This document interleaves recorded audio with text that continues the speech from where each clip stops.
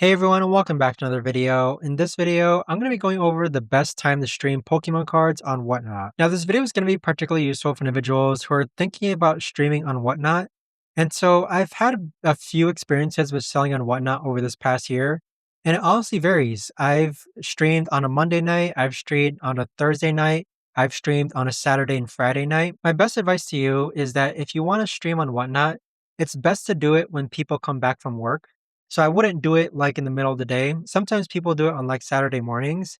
But for me, after I finish work, I like streaming on Whatnot. So that usually just leaves the evenings opens for me. So I'll usually stream like at 5 p.m. on Pacific Standard Time on any weekday. That has worked the best for me. And so if you do want to go ahead and stream on Whatnot and you want to learn how to sell Pokemon cards and Whatnot, I do invite you to check out the link down below in the description where I have a full tutorial on how to sell Pokemon cards and Whatnot. Thanks so much for watching everyone, and I'll see you guys all in the next video.